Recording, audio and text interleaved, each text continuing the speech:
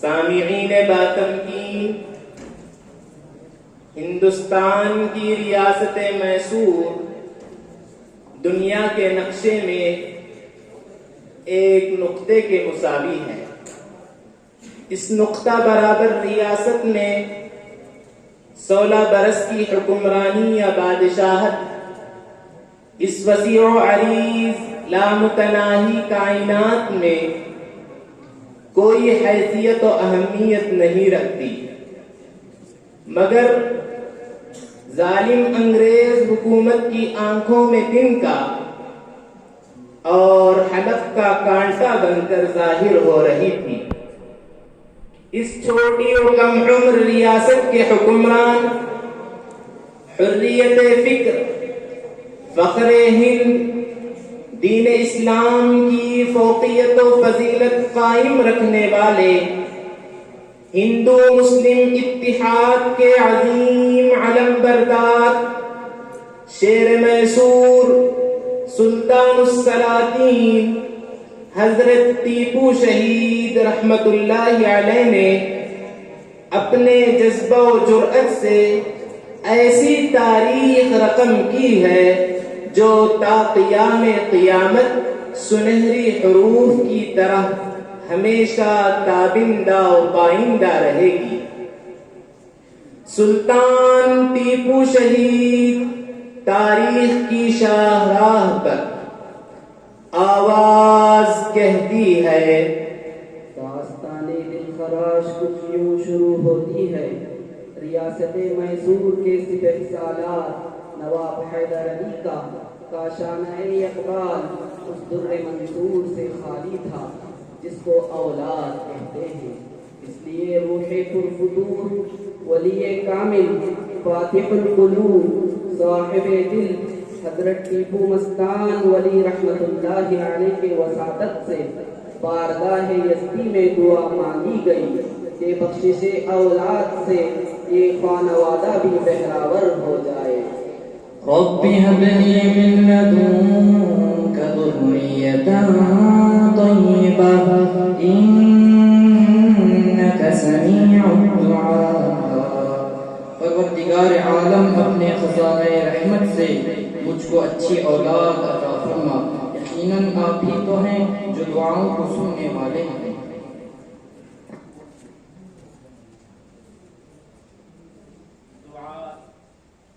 دعا صفت استجابت سے متصف ہوتی ہے۔ آواز کہتی ہے، لعل شبیتا آفتاب حریت، فخر ہند، قریشی النسل، ابو الفتح، فتح علی، ٹیپو سلطان شہید، ہندوستان کے شہر آفاق شہر گلستان بنگلور سے شمال مشرق کی جانب 37 کلومیٹر پر واقع قصبہ دیون ہلی کے مقام پر 20 ذی الحجہ سن 1163 ہجری مطابق 10 نومبر سن 1750 عیسوی بروز سنیچر علی الصبا پیدا ہوتے ہیں۔ اسی وجہ سے حیدر علی نے حضرت ٹیپو مستان ولی کے نام نامی پر اپنے لفظ جگر کا نام ٹیپو اور اپنے والد فتح محمد کے نام پر فتح علی رکھا۔ البتہ تخت نشینی کے بعد سلطان کا اضافہ ہوا۔ نازش قوم و ملت فخر ہندوستان ہے ٹیپو سلطان، میرا ٹیپو سلطان۔ نازش قوم و ملت فخر ہندوستان ہے ٹیپو سلطان، میرا ٹیپو سلطان۔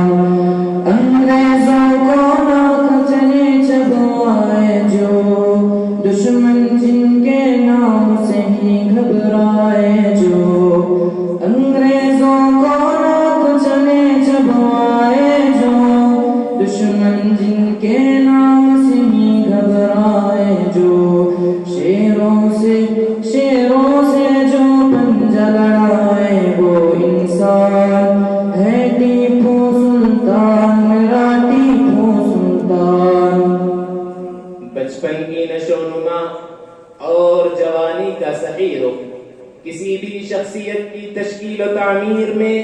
ایک اہم رول ادا کرتا ہے۔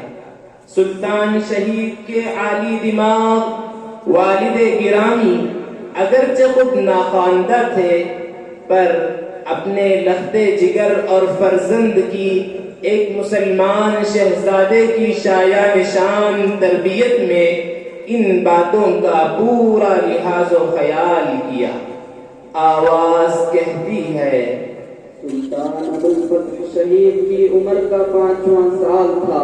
قرآن مجید، عربی، فارسی، حدیث و فقہ، کنڑا، انگریزی اور فرانسیسی کی تعلیم کے ساتھ ساتھ امور جہاں بانی و جہانگیری کی تعلیم کا بندوبست کیا گیا۔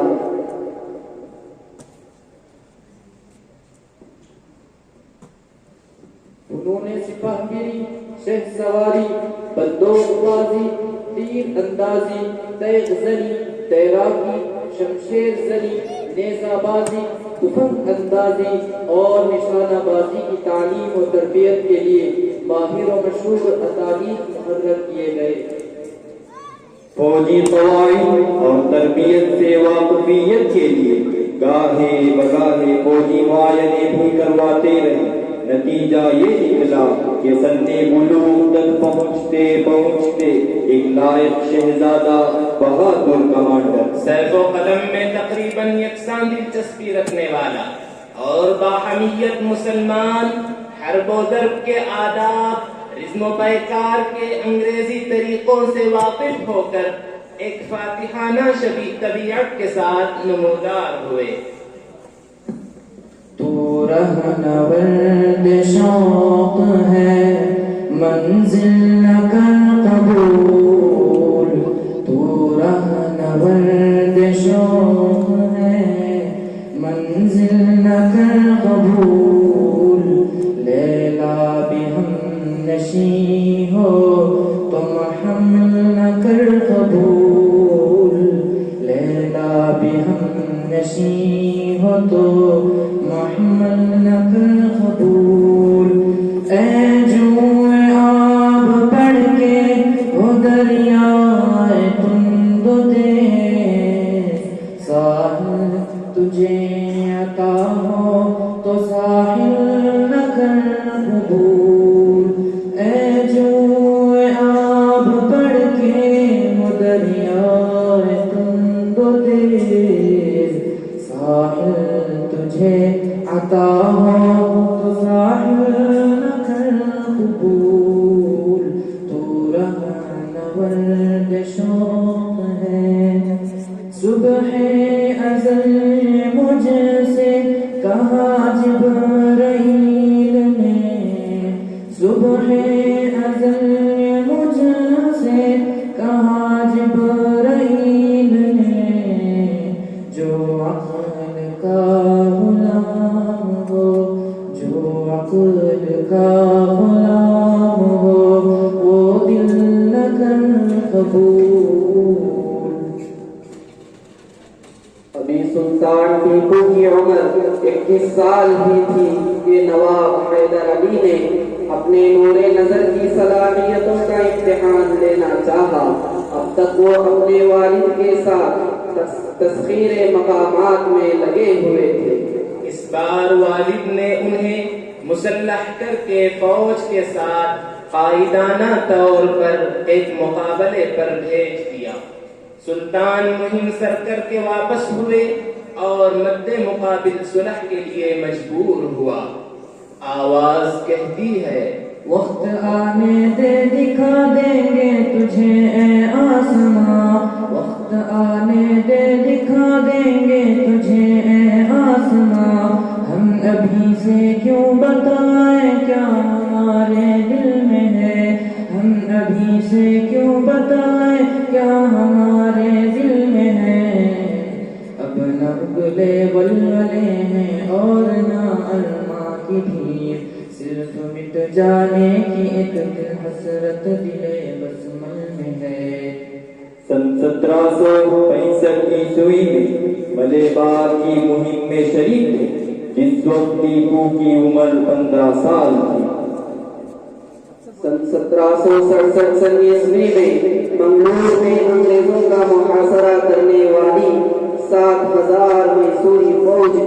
قیادت ٹیپو نے کی۔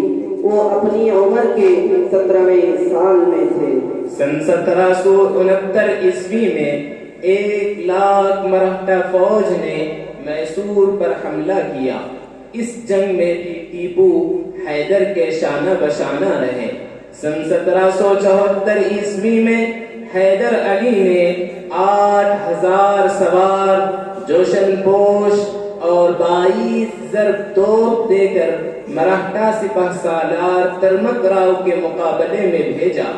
اس وقت سلطان کی عمر 24 سال تھی اور اس نے ان کو فتح ہوئی۔ سن 1774 عیسوی میں سلطان ٹیپو کا عقد نکاح حسب مرضی نواب حیدر علی امام صاحب بخشی نائکا کی دختر سلطانہ بیگم سے ہوتا ہے۔ سن 1782 عیسوی میں نواب حیدر علی داعیے اجل کو لبیک کہتے ہیں۔ 25 دسمبر 1730 عیسوی مطابق 20 محرم 1196 سن ہجری بروز ہفتہ سلطان تاج شاہی بدست عالم کبیر زیب سر فرماتے ہیں۔ خسروی کا قومیت کا ایک نشان تھے حضرت ٹیپو شہید، غم گزار و مہربان تھے حضرت ٹیپو شہید، غم گزار و مہربان تھے حضرت ٹیپو شہید۔ وہ پیدر ہے در کے خوابوں کی ہنسی تعبیر تھے، وہ پیدر ہے در کے خوابوں کی ہنسی تعبیر تھے، آرزوئے گلستاں تھے، آرزوئے گلستاں تھے حضرت ٹیپو شہید، غم گزارو مہربان تھے حضرت ٹیپو شہید۔ عزت کرناٹکا تھے ہند کے وہ افتخار، عزت کرناٹکا تھے ہند کے وہ افتخار، فخر جا فخر زماں تھے، فخر جا فخر زماں تھے حضرت ٹیپو شہید، قومیت کا ایک نشان تھے حضرت ٹیپو شہید۔ دولت علم و عمل سے ان کی ایک توقیر تھی، دولت علم و عمل سے ان کی ایک توقیر تھی، اس لیے بھی کامراں تھے، اس لیے بھی کامراں تھے حضرت ٹیپو شہید، قومیت کا ایک نشان تھے حضرت ٹیپو شہید۔ بغاوتوں کو فروغ کرنے، کوششوں کو دبانے، خطرات سے نپٹنے کے ساتھ ساتھ حدود سلطنت کی توسیع کا سلسلہ جاری ہے۔ ملک و فوج کی تنظیم نو کی طرف توجہ مبذول ہو ہی رہی تھی۔ سلطان شہید کی یہ کامیابی و کامرانی، اطمینان و تسکین نظام حیدرآباد اور مرہٹوں کو بڑا کھٹکنے لگتا ہے۔ انہیں اب تک یہ خیال ہو رہا تھا کہ سلطنت خداداد اندرونی بغاوتوں اور انگریزوں سے سب آرائی میں الجھ کر رہے گی، مگر اسے اثر نو ابھرتا دیکھ کر کہ سلطان شان و شکوہ کا پرچم پورے ہندوستان میں اڑنے لگا ہے اور اس کی ہیبت دوسری ریاستوں پر چھا رہی ہے، سازشوں کا جال بننے لگتا ہے اور ریاست میسور کے ساتھ 4 عظیم جنگیں تاریخ کی آنکھیں دیکھتی ہیں۔ تو چلیے سامعین سنتے ہیں کہ آواز کیا کہتی ہے۔ ہمیں تو اپنوں نے لوٹا غیروں کے کہاں دم تھا، ہمیں اپنوں نے لوٹا غیروں میں کہاں دم تھا، ہماری کشتی وہاں ڈوبی جہاں پانی کم تھا۔ سن 1767 عیسوی میں پہلی جنگ ہوتی ہے جس میں انگریزوں کے ساتھ پونا کے مرہٹے، حیدرآباد کا نظام اور مدراس کا نواب محمد علی بھی ساتھ ہوتا ہے۔ باوجود اس کے فتح کا صحرا ٹیپو سلطان کے سر ہوتا ہے۔ سن 1780 عیسوی سے سن 1784 تک دوسری جنگ جاری رہی۔ اس جنگ میں معاملہ مساویانہ رہا، آخر میں جنگ شرائط پر صلح ہوتی ہے۔ سن 1790 عیسوی میں تیسری جنگ ہوتی ہے۔ تقریباً 2 سال تک یہ جنگ جاری رہی۔ گھمسان کی لڑائی بالآخر صلح پر ختم ہوتی ہے۔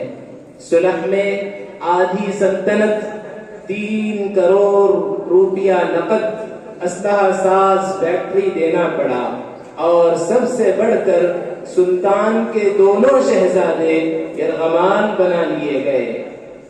سچ ہے ایسا کر کے دکھانا، مشکل کیا ناممکن ہے، سچ ہے ایسا کر کے دکھانا، مشکل کیا ناممکن ہے، بچوں کو رہن میں رکھوانا، مشکل کیا ناممکن ہے، آزادی کی جنگیں بہت سی آنکھوں نے تو دیکھا ہے، آزادی کی جنگیں بہت سی آنکھوں نے تو دیکھا ہے، ٹیپو کا سا جذبہ دکھانا، ٹیپو کا سا جذبہ دکھانا، مشکل کیا ناممکن ہے۔ سن 1799 عیسوی میں چوتھی جنگ ہوتی ہے، حق و باطل کا فیصلہ کن معرکہ۔ اس معرکے میں آفتاب حریت ہمیشہ کے لیے غروب ہو جاتا ہے۔ آواز کہتی ہے، یوں تو ہر روز آفتاب عالم اپنی تابناک شعاعوں کو لے کر طلوع ہوتا ہے، لیکن 27 ذی القعدہ 1213 ہجری مطابق 4 مئی 1799 بروز ہفتہ کا سورج اس حال میں طلوع ہوتا ہے کہ تاریخ انسانی خودداری و آزادی کی کتاب بند کر کے غلامی اور ظلم و ستم کی داستان رقم کرنے والی تھی۔ سرزمین سری رنگا پٹنم بھی رب کائنات سے گریاں گنا تھی کہ آج اس کی پشت سے ایک مقدس روح کو عالم بالا کی معراج ہوگی، اور اس کے دامن پر ناپاک روحوں کی حکمرانی کا وہ بدنما داغ لگنے والا ہے جس کو تاریخ کبھی فراموش نہیں کر سکتی۔ سفید فام قوم اپنے منصوبے کے مطابق تمام تیاریوں کو پایۂ تکمیل تک پہنچا چکی تھی۔ قلعے کے ہر جانب سازشوں کا جال بچھا دیا گیا۔ ننگے ملت ننگے دین منافق ہند میر صادق اپنے حاشیہ برداروں کے ساتھ مل کر انگریزوں کو قلعے پر حملے کا پورا منصوبہ سمجھا چکا تھا۔ قصہ مختصر، سلطان ٹیپو شہید رحمت اللہ علیہ کو ہر طرف سے محصور کر دیا گیا۔ گھمسان کی لڑائی جاری تھی، مغرب کا وقت قریب تھا، ہر طرف لاشوں کا انبار لگ رہا تھا۔ زمین فروش خادم راجہ خان مشورہ دیتا ہے کہ خود کو دشمنوں کے حوالے کر دیں تو حضور کی جان بخش دی جائے گی۔ یہ سننا تھا کہ سلطان ٹیپو کی زبان حق سے وہ تاریخی الفاظ نکلتے ہیں جسے تاریخ نے آج تک محفوظ رکھا ہے۔ میرے نزدیک گیدڑ کی 100 سالہ زندگی سے شیر کی 1 دن کی زندگی بہتر ہے۔ یہ کہہ کر دشمنوں میں گھس جاتے ہیں۔ کئی انگریزی افسران سلطان کی تلوار کی زد میں آ کر جہنم رسید ہوتے ہیں۔ پے در پے گولیوں کے زخم لگ رہے ہیں۔ لمحہ بلمحہ نقاہت و کمزوری بڑھنے لگتی ہے۔ پیاس کی شدت سے پانی طلب کیا جاتا ہے۔ سنت حسینی پر غیر اختیاری طور پر عمل ہو رہا ہوتا ہے۔ اچانک سینے پر ایک گولی لگی، سلطان ٹیپو زمین پر گر جاتے ہیں۔ اس کے باوجود تلوار چلتی رہتی ہے۔ بالآخر ایک گولی کنپٹی پر ایسی لگتی ہے، دیکھتے ہی دیکھتے روح قفس عنصری سے پرواز کر جاتی ہے۔ انا للہ و انا الیہ راجعون۔ کل نفس ذائقۃ الموت، ہر جاندار موت کی وادی سے گزر کر ہی رہے گا۔ 12,000 جانثار اپنی اس شمع آرزو کے گرد مثل پروانوں کے فدا ہو چکے تھے۔ جام شہادت حاصل کر کے سرخ روئی پائی اور اس کے مصداق ٹھہرے۔ من المؤمنین رجال صدقوا ما عاهدوا الله عليه فمنهم من قضى نحبه ومنهم من ينتظر وما بدلوا تبدیلا۔ اہل ایمان میں سے کچھ لوگ ایسے بھی ہیں کہ انہوں نے اللہ سے جو عہد کیا تھا اس میں سچے اترے، تو ان میں سے کچھ ایسے بھی ہیں جو اپنی نظر پوری کر چکے اور کچھ ان میں کے راستہ دیکھ رہے ہیں اور انہوں نے ذرا پر آنے نہیں دیا۔ آج پھر مقتل میں قاتل کہہ رہا ہے بار بار، آج پھر مقتل میں قاتل کہہ رہا ہے بار بار، آئے وہ شوق شہادت جن کے دل میں ہے، آئے وہ شوق شہادت جن کے دل میں ہے۔ اے شہید ملک و ملت میں تیرے اوپر نثار، اے شہید ملک و ملت میں تیرے اوپر نثار، لے تیری ہمت کا چرچا غیر کی محفل میں ہے، لے تیری ہمت کا چرچا غیر کی محفل میں ہے۔ سلام ہو اس حیدر کے لہتے جگر پر جس نے تاجران فرنگ کو دن میں تارے دکھلائے۔ سلام ہو اس عظیم حکمران پر جس کی بہادری کا چرچا آج تک زندہ ہے۔ سلام ہو اس شیر دل انسان پر جس کی بہترین تقریر شیر کا شکار تھی۔ سلام ہو اس غازی ہند پر جو لمبا وقت اور صاحب بصیرت تھا۔ سلام ہو اس فخر ہند پر جو غلامی کے خلاف آزادی کا علم بردار تھا۔ سلام ہو اس سلطان پر جو حکمران ہونے کے باوجود صاحب ترتیب تھا۔ سلام ہو اس شیر میسور پر جو پاک تن پاکیزہ من اور حیا کا گہوارہ تھا۔ ٹیپو سلطان رحمت اللہ علیہ تاریخ اسلام کا وہ لازوال کردار ہے جس پر عالم اسلام تا قیامت نازاں رہے گا۔ السلام علیکم ورحمۃ اللہ وبرکاتہ۔